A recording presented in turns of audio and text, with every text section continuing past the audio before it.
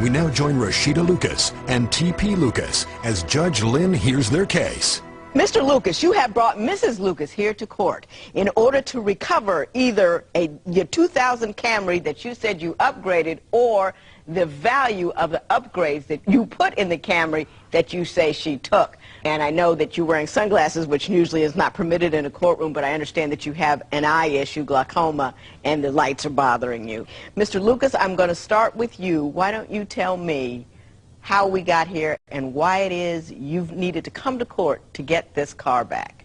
Well, Your Honor, everything, there was nothing wrong. Nothing. You know, everything was normal at my house. Everything was normal? Nothing wrong. Nothing. Rashida told me, baby, I'll be back.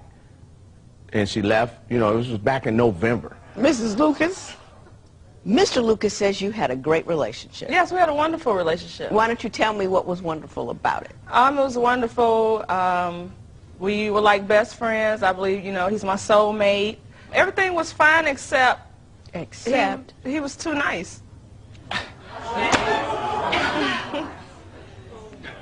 It's too nice. I mean, how does one be too nice to one's wife? He was too nice, like, it was scary nice. You know, it was like, you know the people it was like stalkerish nice, like you too nice, it's too good. Give me an example, because I cannot conceive of the world that you have structured for me here. Right, I mean, you know, too nice, like, he would say, I love you, and it was like, I was like, okay, I was waiting for the punch, when you gonna kick me? It's scary. Some people just, you know, you could be nice, but you could be Lucas, too nice. You're gonna have to do better than that. He told you he loved you, and this was a problem. You put up your hands like, when is the punch going to come? You've been married for 5 years. Has he punched you yet? No. No, he's a wonderful man. He doesn't punch you. He's a wonderful man. Yes, I'm just not used to So that. the I love you is too much for you. It's not too much, but you don't have to tell me like twice a week.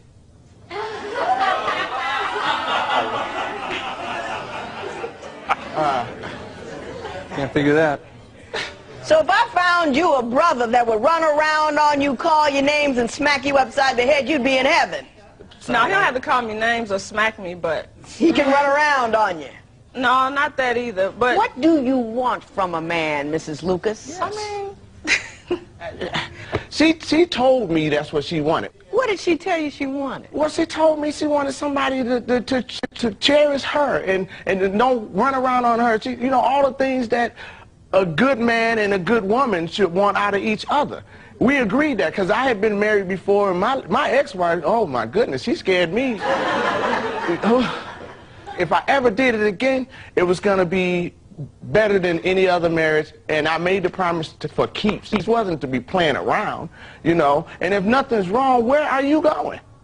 You know, there are women that would pull her head off her neck for a guy like me.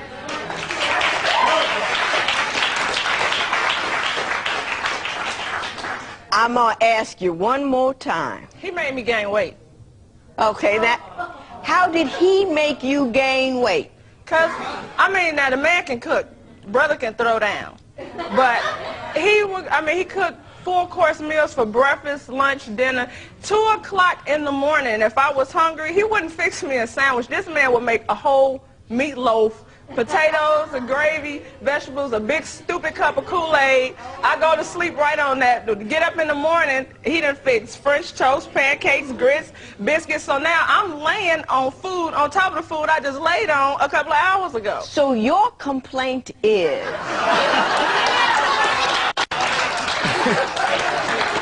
that this man cooked too often and too well, and he made me gain weight. Mrs. Lucas, have you lost your mind? No.